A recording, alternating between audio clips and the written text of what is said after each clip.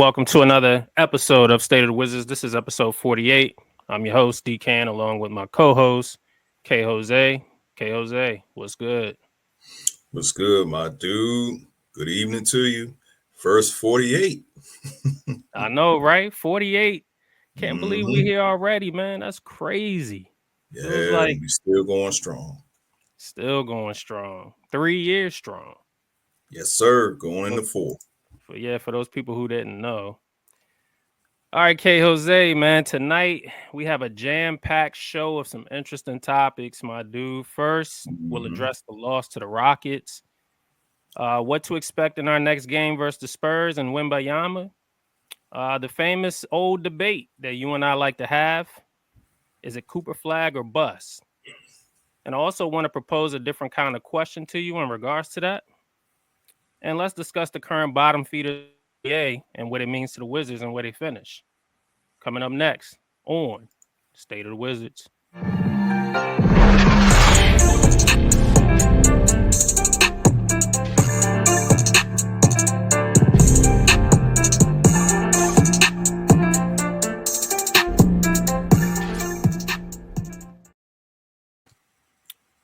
All right, Kjose, before we get started, if this is your first time tuning into the channel, folks, thank you. Please be sure to like, share, and subscribe. Follow me at Wizards Mafia and follow Kjose at DC Hoopla on the X app. Also, please follow us at State of the Wiz on Instagram and State of the Wiz on the X app. All right, my dude. First question I got for you. The Wizards dropped to 2-7 on the season, losing to the Rockets last game 107-92. What were your takeaways and what do you want to see the young guys and the team improve on going into next game? Well, my takeaways really is that we're not a good rebounding team, so we got killed on the boards. Houston has 17 offensive rebounds to our 8, so we already know it's second chance points. That's been killing us. We shot 5 from 23 from the field, from three-point range, actually. I know how you are when it comes down to that. No, correction. We shot 11 from 31 from the field, so we actually shot better than Houston. But our field goal percentage, we shot almost 41%.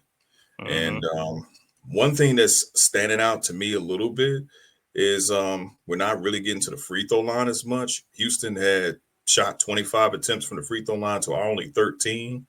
So it was not a good game. And I will have to point out that in the fourth quarter, and you can correct me if I'm wrong, at one point, Şengün went on like a 7-0 run by himself. 2 times he actually did a spin move on Sar, get the layup, and then even at one point he shot a three-pointer, which caused timeout. And I think that's when pushed the lead up to 13 in the fourth quarter. So it wasn't really a great game at all for the team. Even though in the fourth quarter, we put up 23 points, but the way Houston was playing, they pretty much dominated. So everybody struggled. Bilal had 11 points. Poole had 11. Bub, he had 10. So, Bulletproof came back. He put up 18. He took 18 shots too, but it just was it's not a great game at all. And there's one particular player we have to discuss, which is Corey Kispert, about his struggles, but just not a good game all the way around, man. Well, Kispert didn't really struggle too much against the Rockets, but one thing I did want to ask you about, Alex Sarr, what did you really think about his overall performance? Were you disappointed? Did you feel like it was a lesson learned? How did you feel about his performance against Şengün? It was a lesson learned. It wasn't a very good performance, but Şengün has done that to pretty much each center that we've had.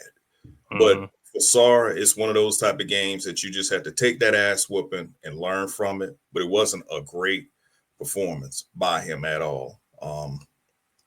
I look at, he had 2 blocks, so he still did his job for us blocking shots. But Şengün just got the best of him. Yeah, that's kind of where I'm at. I as I was watching the game, I couldn't help but notice that, Şengün was pretty much getting whatever he wanted in the paint. And it's something that we talk about when it pertains to Sarr, how well he closes in on players that may drive to the paint, so he gets those weak side blocks. There's times where he's able to switch and he's able to, match up well on some of the switches. But when it's 1-on-1, that might be a little cause for concern, because as to what you like to state, he doesn't like playing the 5. Right. Right. So, bigger guys are going to expose the fact that maybe he's not as physical, as strong as, he's not really a presence yet, in that paint defensively, when you're talking about matching up with some of the better bigs in the league, like, Sengun.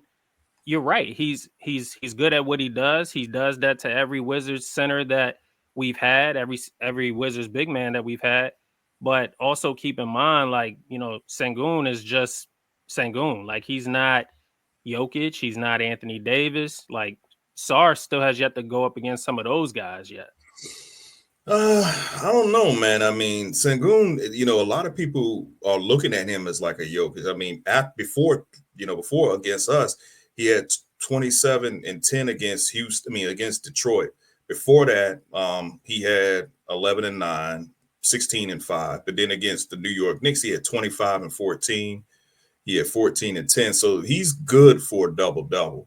I think is that when you look at him and you're saying, well, he's not a guy that's very quick, but he's fundamentally sound. So that's what he did against Sarr.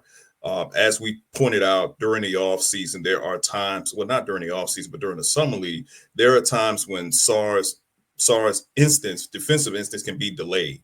And that's something that he has to work on. And I've already said he definitely has to hit the gym, but and work out, because he gets bodied down there in the paint. But Sengun is Sengun. Well, what was interesting, I guess the reason why I'm harping on it, we lost by 15 points, right? Sengun wasn't being doubled. He was being played straight up by Sarr, and he put up 27 points, 17 rebounds. Look, the Rockets didn't shoot well from the 3. It wasn't like they was lights out. They didn't shoot well at all. They were 5 for 23, and they were getting most of their points in the paint. So I guess my thing is this game could have been a lot closer had we given Sarr some help, maybe doubling Sengun when we see that he's on that island and he's struggling. So the reason why I'm kind of going back to it is maybe this is a different game if we defend Sengun a little bit better. What you think? Yeah, I agree. But the problem is that we only had 34 rebounds, they're 58. We only went to the line 13 times, and we made 69% of those shots. We turned the ball over 18 times to their 19, so we were sloppy with the basketball. We did have 21 assists. We were as sloppy. We weren't more sloppier, but I mean, we were just as sloppy. So again, what I really look at is the rebounding, especially the offensive rebounding, because we've been getting murdered on that. Second chance points. And, just the fact that we're not getting to the free throw line. I mean, again, Houston got there 25 times to our 13. Yeah. So we're not getting to the free throw line. And we just don't have a tenacious rebounder on this team at all right now. Hopefully that will change as time goes. But, this is what we're going to most likely see all season long. I mean, the highest rebounder last night was Valanciunas, and he had 8. And he's coming off the bench. So I mean, Valanciunas. Yeah, you're right. And that's kind of another thing that I'm alluding to. Sarr isn't that double guy yet, right? No. So we're gonna have to help him on the boards. We're gonna have to help him on the defensive end. That should be a highlight. That should be a focal point. I'm sure, Keith is going back to the drawing board in practice, just letting some of the young guys know, hey, when he's on that island, we're gonna need to talk. We're gonna have to communicate. Hey, he's not the only big man out there that can, that needs to get rebounds. Other people need to get rebounds as well. Bub had 2, Koulibaly had 4, Poole assisted with 5 rebounds, and Kuzma had 4 rebounds. And speaking of, Kuzma did, make a comeback. He came back. I know that's bulletproof, right? 18 Mm. points, 4 rebounds on 7 for 18 shooting. Do you feel like he disrupted anything with the chemistry before, with the young guys, or do you think that's just all small talk and that really means nothing in the grand scheme of things? I mean, at the end of the day, he is who he is. Yes, he took 18 shots. That's what he does. He shot 3 for 8 from 3 point range. Is he messing up the chemistry? I don't know yet. I can't say. I know I did see that on Twitter. I can understand that. But I'm not gonna really get on him that much. Um, Give me the next game against the Spurs. If he kind of continues to do what he does, which I'm expecting him to do, then most likely I'm gonna say yes. But for last night, I mean, it was his first game back in a while. We were playing against the Houston Rockets. I didn't really have us beating them, so Hmm. whether he played or not, I don't think we would have won this game. If anything, and this is crazy for me to say, he could be the reason why the game was a slight bit closer. But at the end of the day, at one point, we were losing by like almost 20 points. So, Yeah. And that it's kind of brings me to another point. We've been kind of getting blown out late in games. mhm, We've been pretty much in the game up into a certain point. And that certain point seems to be in the second half where we come out a little slow, and then teams make those runs. They go on those 8 or 9-0 runs, and then we just can't get those defensive stops that we need. I don't know how many times last night I saw that, hey, we cut it down to 6 or 7. All we need is two stops in a row. Just get 2 stops in a row, and we're right back in this game. And they'll come out and hit a big shot, or they just make a play on the defensive end where they run out and they score on transition and fast break points. So it's kind of frustrating with the young team, but that's all a part of the process, right? They're all learning. We just got to be mhm. patient with it. Obviously, as the season goes on, we'll learn. We'll learn. I do feel like this team is right there, though. I do feel like this team, they know how to get back into games. They just don't know how to overtake that momentum, if you get what I'm saying. Right, right. They don't know how to take over the game, and then they don't know how to Right. close it out, and that's expected because this is a young team. Exactly. One thing that stands out to me, and you and I had talked about this offline, it's the backcourt of Poole and Carrington. I mean, I'm not. I mean, right now, it's to me, it doesn't seem like it's clicking at this point. Mm, Something has to give. I mean, come on, man. I mean, Poole had 8 turnovers last night. Eight. mm. He had 8 turnovers. Carrington does a very Yeah. good job of holding on to the basketball, but it's just I see a lot of deferring between them two, Hmm. and I just I don't know what it is. I just don't think that they mesh well together in that backcourt. I would like to see Keith switch it up, but I know people can be like, well, that means one of these guys is going to go to the bench, and most likely most people would say, well, let it be Poole go, not Poole, but let it be Carrington go to the bench and not Poole because we need him to build up his value. But Well, let me. some type of adjustment has to be made because I just don't see good chemistry between those two guys, and that just could be me. Well, But no, I don't think is like I don't think you're far off with what you're saying. I think what you're saying is is fairly close, like to what's actually going on. So my thought process behind it is Bub Carrington is more of a player who, once again, he makes the right play, right? Like you said, Poole had 8 turnovers. So that tells me that he's careless with the basketball. Whereas Bub Carrington only had 1 turnover. And a lot of his points come between free throw line extended or in the paint, right? He only takes the 3-point shot when. So a lot of times Bub is to defer his game to Poole because Poole wants to be the offensive guy. He wants to have the ball in his hands. He wants to make all of the plays, right? So the reason why you feel the way that you do is because Bub Carrington has still yet to be the primary ball handler. And you and I talk offline about this all the time. When we see guys who has that potential to be kind of that primary ball handler, we do believe that they should have the ball in their hands more. Like we believe Bilal should have the ball in his hands more. Like I told you, I said, hey, I'm at the point where give Bilal the ball, and everybody get the hell out the way, right? Because there's times where Bilal makes plays and he's cooking, and next thing you know, you see him defer to someone else, and that just becomes so frustrating sometimes. Well, I'm starting to feel the same way about Bub. I'm like, Bub, you just hit 2 mid-range jump shots. Why did you pass that ball off to Jordan Poole just now? Where Jordan Poole's gonna go out there and turn the ball over. You if understand what I'm not saying? that, he'll just chuck up a bad shot. He chucks up a bad shot, right? But when you're like, I'm looking at the 8 turnovers that Poole had. We've seen this shit before, man. Oh, absolutely. We've seen this shit before, and Absolutely. it does. And that player is in Phoenix. We've seen this before.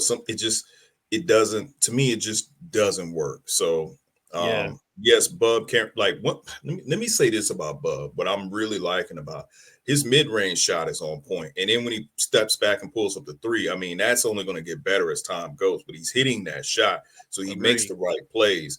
It's just the fact that we have some young guys and then we have veterans that we're trying to get rid of.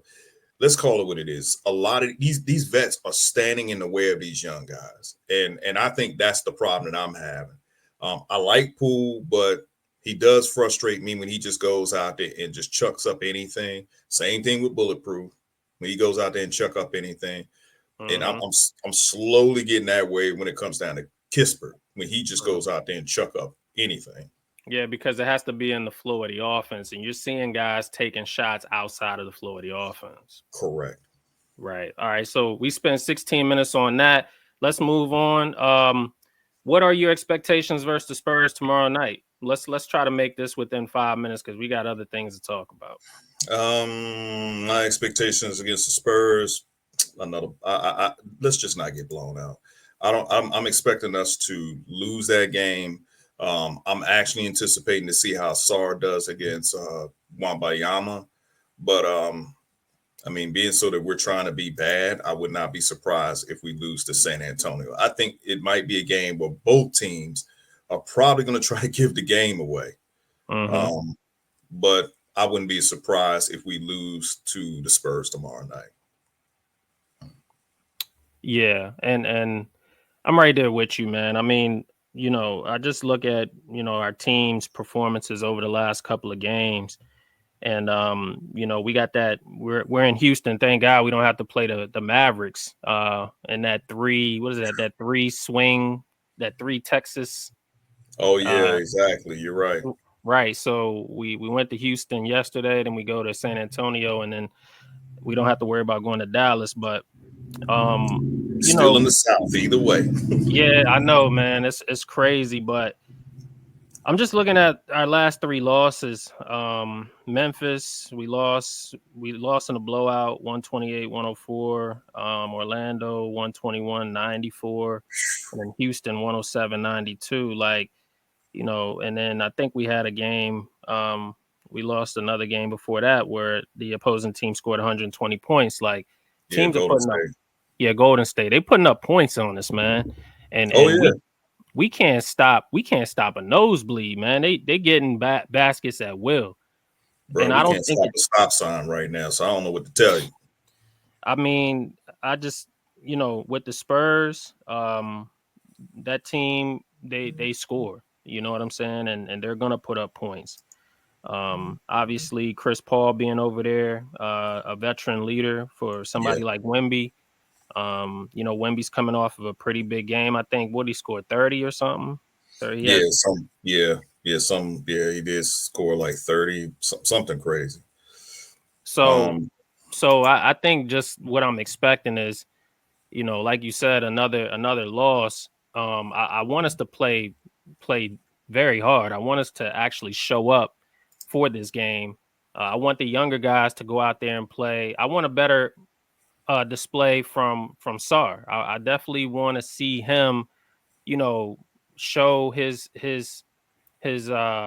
game and what he's able to do on both ends of the court. Obviously, we know he's a great defensive player, but man, if we can just somehow get that offensive explosion from him, man, it will be great to see. right. Um, so that's how I feel. And then of course, I want Bub and Bilal to both tell Jordan Poole chill out. Tell Jordan Poole chill. We don't need you to chuck up that many shots. Let's keep this thing in the flow of the offense and let's see what we can do if those two guys are actually the primary ball handlers. How about that? Yeah, I agree. I agree. All right. So we both agreed there. So let's move on. If the Wizards receive the number one overall pick, is it Cooper Flagg or bust for the Wiz? Well, for Wizards fans, or does the organization challenge that theory by selecting someone other than Flagg at number one? So as you see, I added something to that because shout out to Stephen Riley on my X app. He did propose that. So I think the original argument that I had was if we get the number one pick and Flagg is the consensus number one, it Hmm. would be Flagg or bust. That's from the Wizards fan standpoint. But my dude, the floor is yours. What would you have to say to that? So if the Wizards get the number one pick, I do expect them to draft Cooper Flagg. Um, I think most teams would draft Cooper Flagg unless something transpired between now until draft night.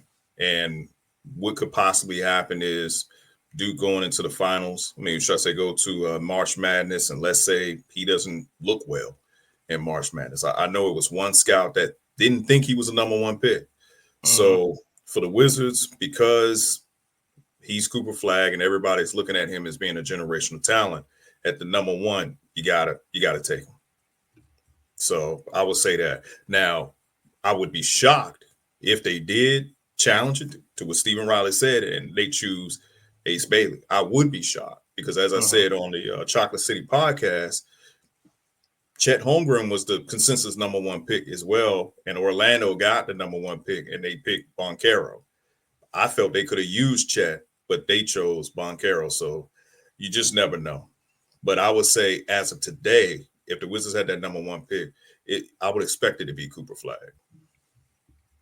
So we agree then. We agree that if it's the number one pick, it will be Cooper Flagg. But if it's not the number one pick, then it's not a bust. So we're not Correct. saying Cooper Flagg or bust because anyone outside the number one pick is still good enough to be a franchise player. Absolutely. So we agree there.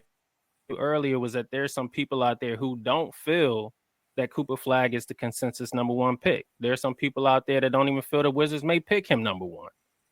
So when you and I were kind of disagreeing, I think the idea was, well, you were saying that it wasn't Cooper Flagg or bust because it would be Cooper Flagg. It's not just Cooper Flagg outside of one that has the potential to be a franchise player. What Right. I was saying was if we have the number one pick, who are we selecting? Are we selecting Cooper Flagg or are we selecting someone else? And I think on DJ's podcast, he was kind of asking the question in that context. Are you a Cooper Flagg? Are you team Cooper Flagg or are you team Ace Bailey? And I thought you were saying that you preferred Ace Bailey over Cooper Flagg at one because you like Ace Bailey with the likes of Bilal and Bub and Keyshawn and so on and so forth. But you're saying now that no, that's not exactly what you were saying. Am I right? Yeah, no, that's not what I was saying. I was the way I was speaking as if we weren't getting a number one.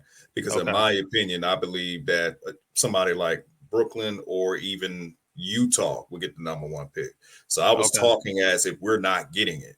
Because I Got have you. to kind of go back to what you said offline months ago when you said to me, said, man, why would the NBA grant us the number one pick? Why would they Well, give us Cooper Flag? So I was yeah. speaking in that context. I got you. I got you. So that was just a misunderstanding on both of our parts.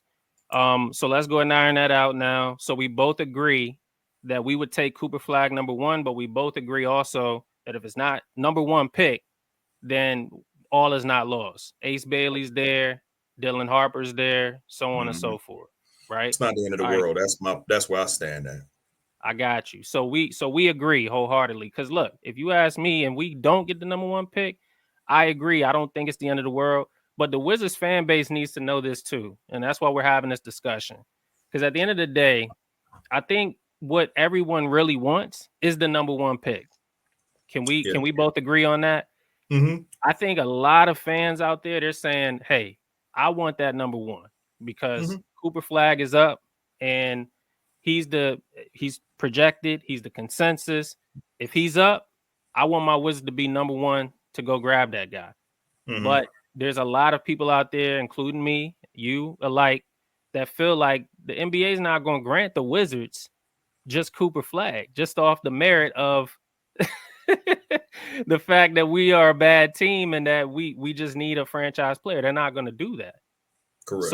So there's no need to assume that that's exactly where we need to land. Um, so anyway, I say all that to say, yes, we agree from that standpoint.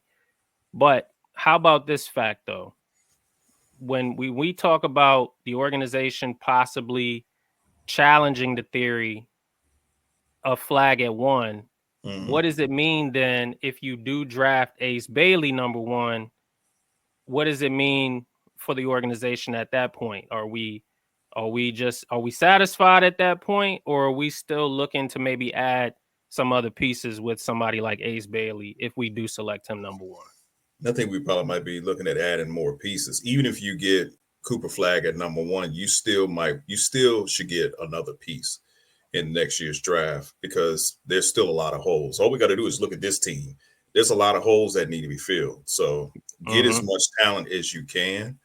I would say this: if somebody in the organization challenged ownership, if we win the number one pick and say, look, we're going to go ahead and go in a totally different direction. We're not getting Ace. I mean, I'm going to tell you, that's going to be a bold move. Whoever that is, that's a bold move. But I would be surprised because we don't do it. We don't do that at all. Mm-hmm. So Mm-hmm. I would be shocked. But I truly believe that this draft, you got Dylan Harper, you got Malik out of Duke, you got what's his name? What's that? You got Trey. What's his name? Trey Trayor. Johnson. I Oh, think I it's think you're talking about Nolan Traore no. out of Well, you France. got him too, but you got that other kid. I mean, you got a lot of talent, man. So there's a lot of different players that you can, VJ Edgecombe. I mean, you got a lot. So I think we're in a good spot, man. I think that a lot of fans, in my opinion, should start scouting some of these other players and just see what else is available because there's a possibility we may not get the number one or may not get the number two pick. So it Mm, would be wise that you learn some of these other players. Again, this is not the end of the world. We're not in the 2024 draft when you kind of looking at like, well, which one of these guys is even good enough to be a complimentary player? right. So at Well, least you got some players out there that can really make a difference. and that, we'll discuss in our next topic, and I'm sure that'll be a fun one to talk about as well. How there's a lot of teams right now stack in the middle to the bottom Oh of yeah, the standings, and I'm ready for that we'll discuss that in its full entirety in a minute. But I just wanted to address one more time, just the mock that, because listen, I agree with what you're saying. The thing is that we're so we're so stuck on not getting the number one, right?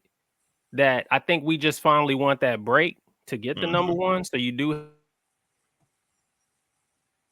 have that, and the NBA doesn't ever grant us the number one pick. The last number one that we had was John Wall.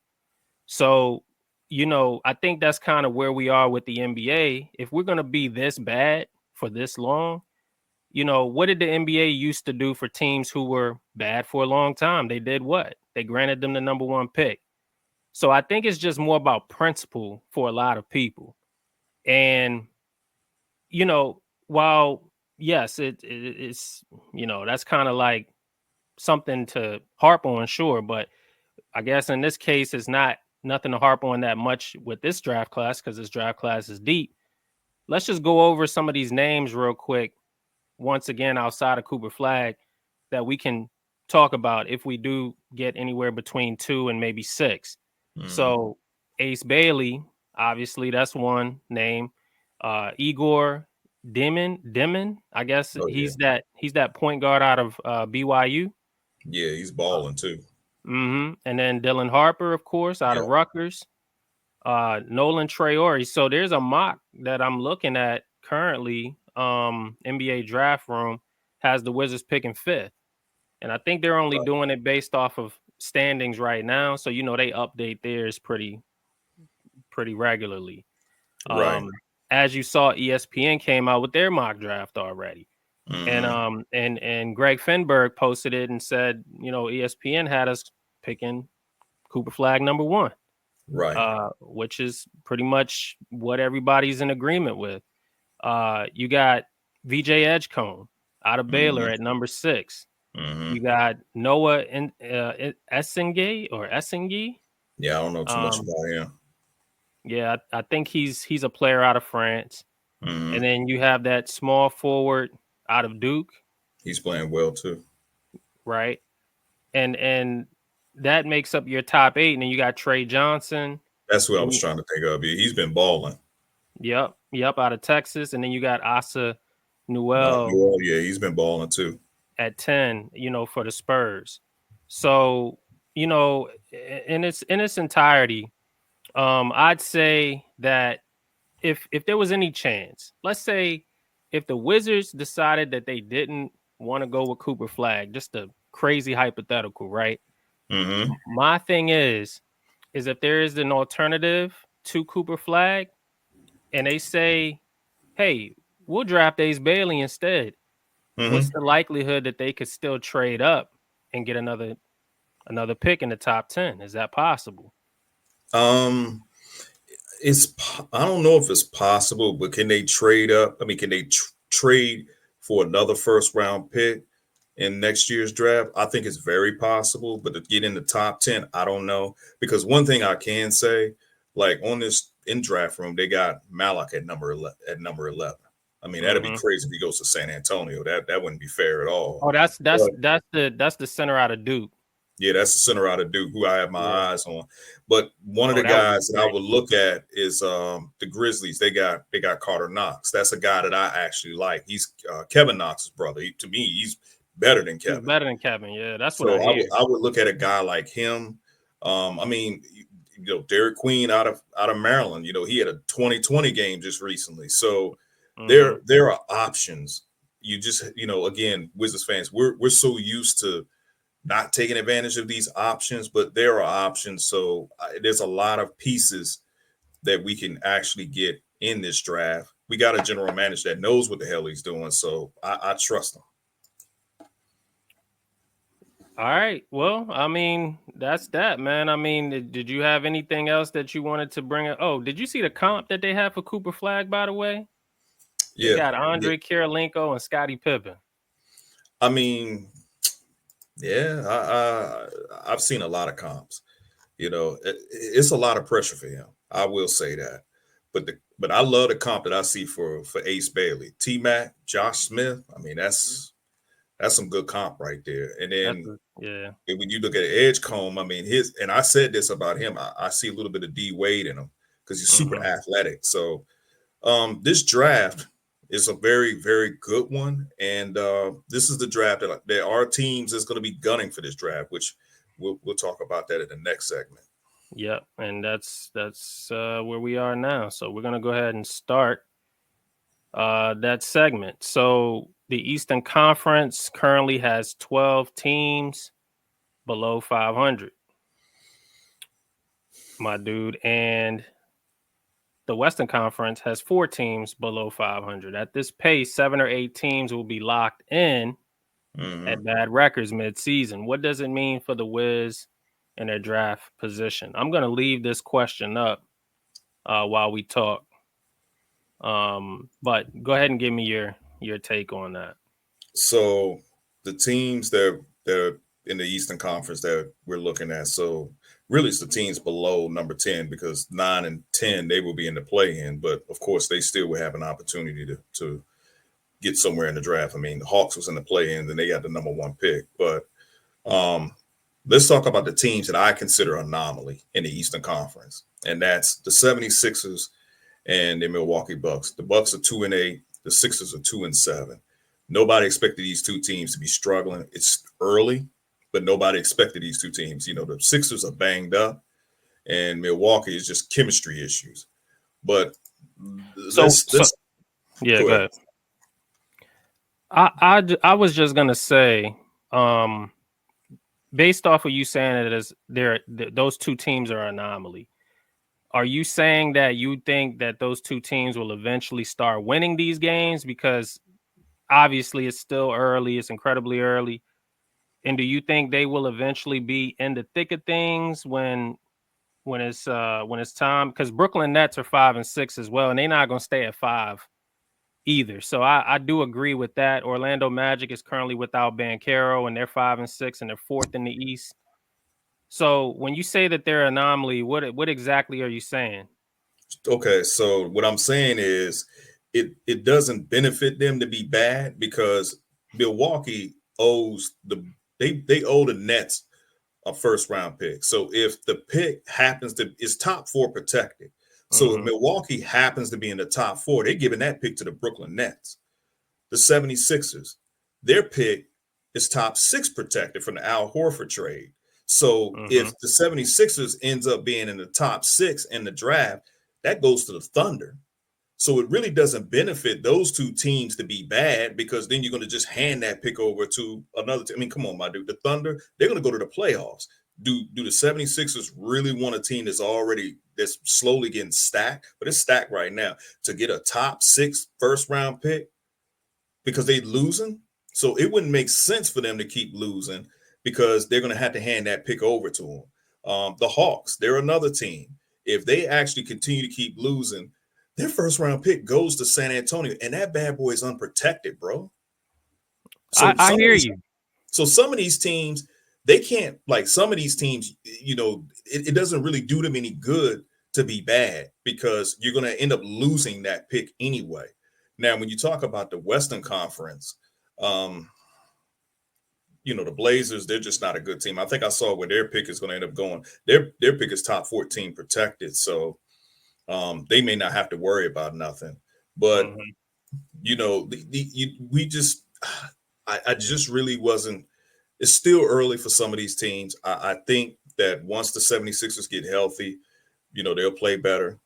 But let me say this, man, and I'm gonna say this. I keep saying this because what is really leading to in this conversation is the protections on that first round pick that went with John Wall.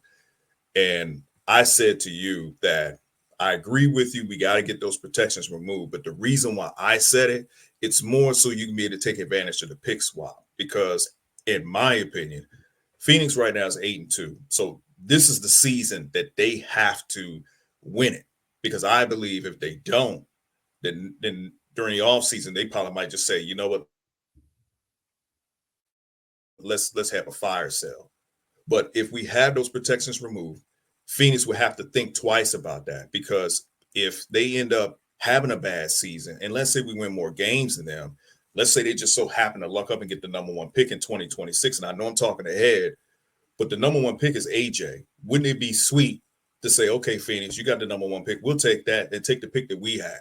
It'd be sweet because, again, I just went over a few teams that if these other teams continue to keep losing, those first round picks is going to go to them. Wouldn't it be sweet if we're actually be able to benefit from that?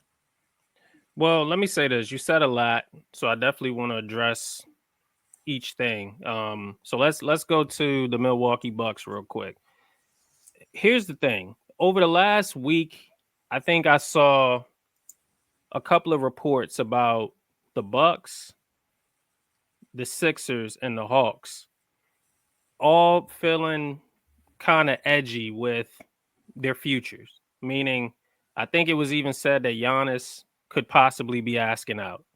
So there's a Correct. lot of teams on the Giannis watch, right? I think New York's one of those teams. They're like, man, if Giannis becomes available, we're gonna try to move on him. The Sixers also has some shaky ground there with Embiid. Yeah. They don't know what's going on. Correct. So I do feel like even though some of those picks may not favor them and they may convey to other teams that they're bad, I do feel like these teams are the record indicates exactly the climate of what's going on. It's kind of like I'm just going to reference the Cowboys real quick. You know, talk about the NFL. Jerry Jones doesn't want to admit that, him giving all his money to his draft picks, it's not working because he should have not paid Dak and he should have just pressed the rebuild button and just went through the rebuild. So guess what happened? Dak got injured. You paid Dak all that money. Dak got injured, and now your team is going through a losing season. So your record indicates exactly where you should be as a franchise. So I make that point to say with the Milwaukee Bucks and with the Philadelphia 76ers, their record indicates where they are currently right now as a franchise. So I get that you're saying that they're an anomaly, but the fact of the matter is that they're just not good. They're not good right now. And there's a lot of teams that aren't good right now. But I also made the point to you too, my dude, was that you're going to have that this year because there's a lot of teams that understand that this draft coming up, there's a lot of great players in this draft. All right, we just named a couple of great players.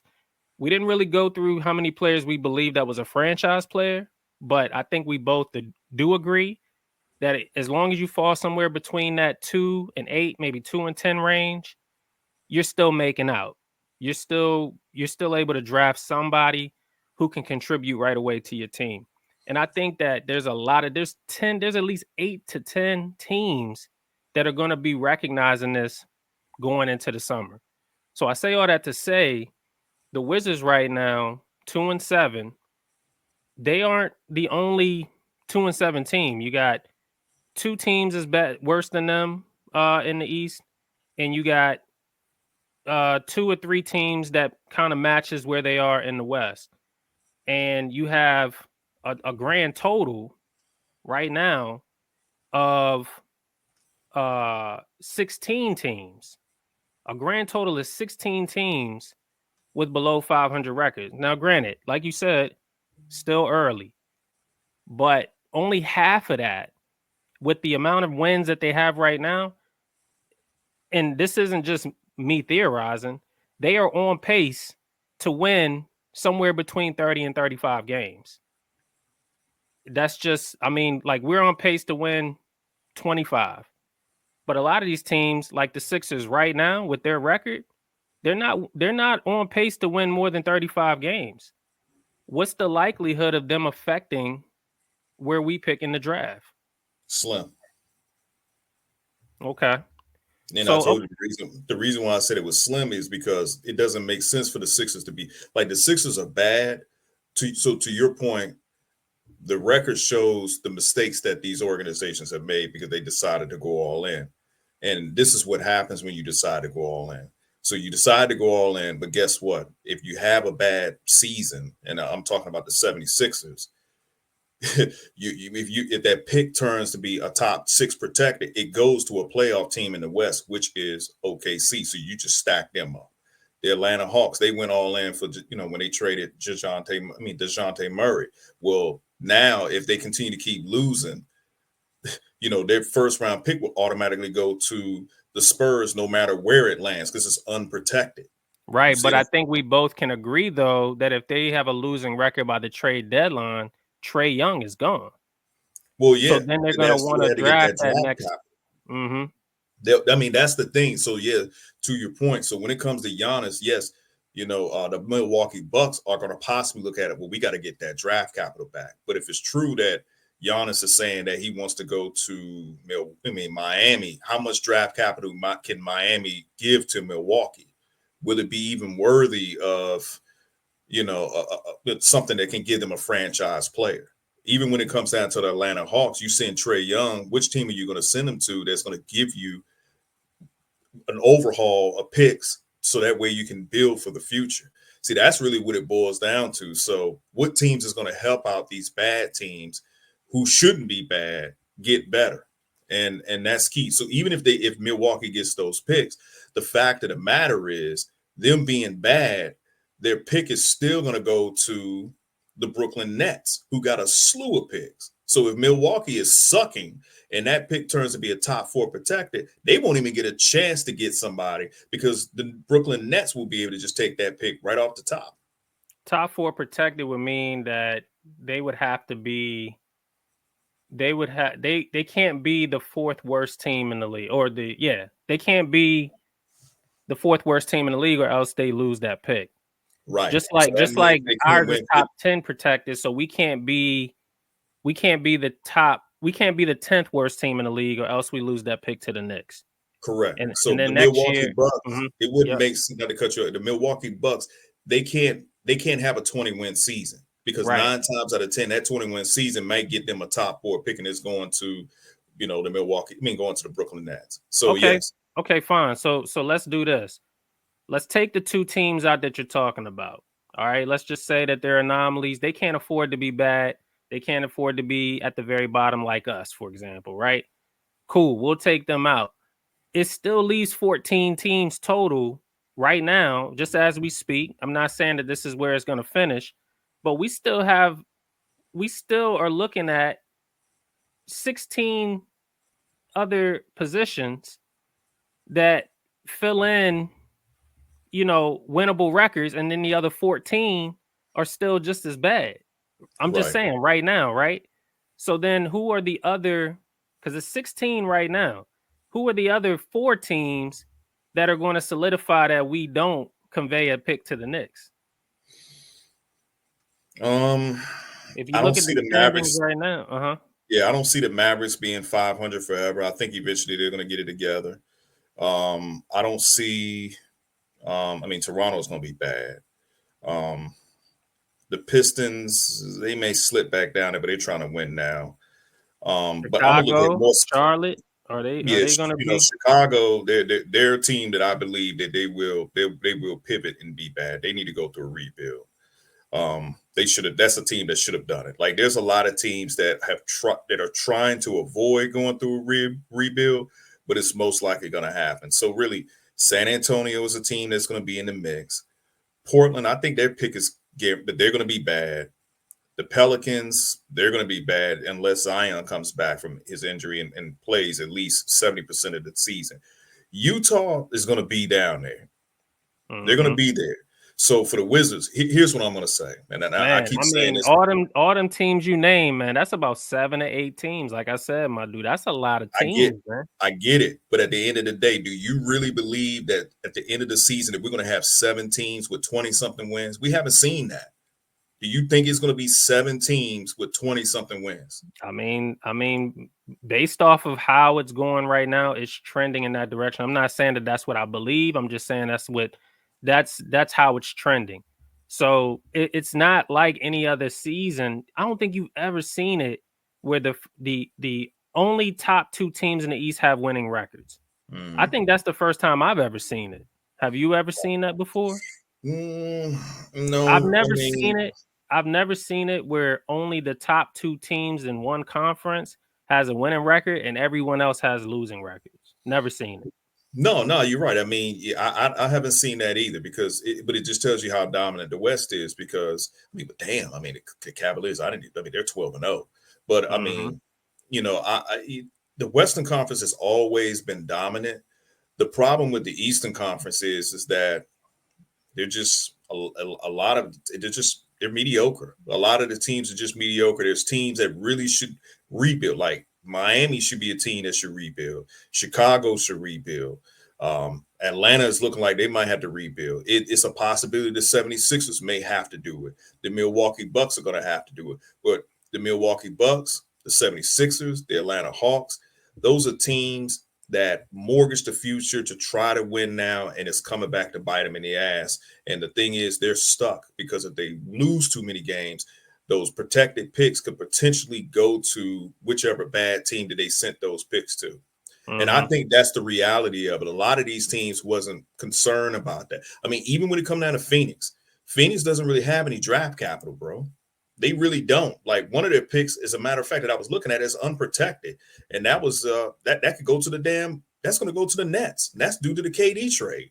So Mhm. you got to look at some of these. To your point, some of these teams that made these moves just said we're going to go all in, and we're going to just make sure that we win. And it looks bad when you don't win. Mhm. Because Mhm. even the Cavaliers, they're 12-0, but their first round pick is unprotected. But if they continue to keep playing the way they're playing, that first round pick is going to be a late first round pick where Cleveland's probably not even going to worry about it. It's when you're a Milwaukee or when you're a 76ers, when your players, your key players are constantly injured throughout the whole season. And then you're like, damn, should we push the reboot button? But you almost can't because you can end up getting a bad team to look even better. Right. I guess where I'm at, and we got about 5 more minutes. I guess where I'm at is, I guess for me, it's not a perfect world ever for the Wizards. It's not ever a perfect world for Wizards fans, right? In this case, the reason why I've always made this point to you is because I knew that coming up on a deep draft, there were going to be teams that just want to outbat each other. And then, the climate of the NBA, look, the Eastern Conference getting beat up on by the West right now. The West, yes, is a powerhouse. It's always kind of been that way in the NBA. The East has always been fairly weak. So it's nothing new, but this is as bad as I've seen it. And when you're looking at the standings and you see teams like the Knicks aren't supposed to be 4 and 5, they're supposed to be much better. The Nets aren't even supposed to be 5 and 6. They're supposed to be worse. They're winning meaningless games. Because I think they were supposed to be in the Cooper Flagg sweepstakes. But I'm just looking, my dude, I'm counting. I see 1, 2, 3, 4, 5, 6, 7, 8. And then if I include the 3 Western Conference bad teams, 9, 10, 11, and that's not even including us, that's 12 teams that has records with only 4 wins. Yeah. And that's concerning. I'm just saying, I'm bringing this up. It's extremely early. So once again, folks who are listening, don't judge me on any of this. We're just here to talk about it and to bring it up.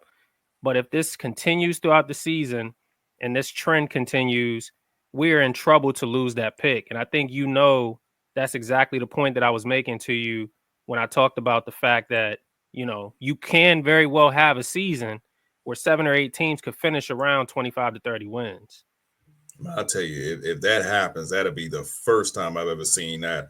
I don't see it happening, but it'll be the first time that I've ever seen 7 teams with 20-something wins. But I guess the next conversation that would have to be had, and we don't have time to do it, is how much of that do you blame on injuries? Because like the 76ers are dealing with injuries. Like some of these teams are dealing with injuries of their key players, and that plays a role in some of these guys being injured. So you do look at it like, okay, well, it may not last that long. So I think for the Wizards, the pick in 2025 is top 10 protected.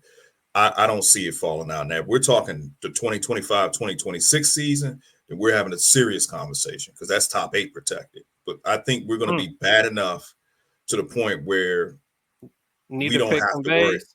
Yeah, to the pick, because the real thing is that for me, I'm more so concerned about taking advantage of the pick swap.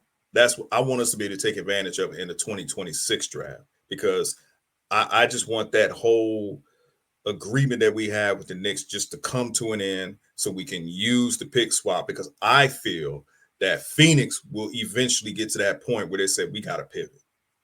And we won't be able to take advantage of the pick swap if they decide to do that. So we would need a favor from the Knicks. That's something that was news to me, because I could have sworn that it didn't matter. But I guess you're saying that the first pick has to convey, or something has to happen before that pick swap even comes about. Okay. Exactly. Okay. Well, my dude, this was a great episode, man. Great discussions, great topics. Hopefully the fans enjoy it as much as we enjoyed this conversation tonight. Did you want to leave off with anything before we say good night? No, just continue to follow us on Twitter, and definitely like, share, and subscribe our YouTube channel. Drop a comment down at the bottom, man. It'd be dead at the bottom when I sit there and look at it. Just drop a comment, man. Just say something. Say hello. You guys. Say something. Man, give us something, man, in the comment section. My goodness. Say hello. Say how's your day. anything. Fuck you, something. I mean, anything. Oh man. Well, anyway, that concludes this episode of State of the Wizards. I want to thank you guys for listening. I want to thank Kjose once again for chopping it up with me on State of the Wizards. And this wraps up episode 48. We'll see you on episode 49. Y'all have a good night. Peace.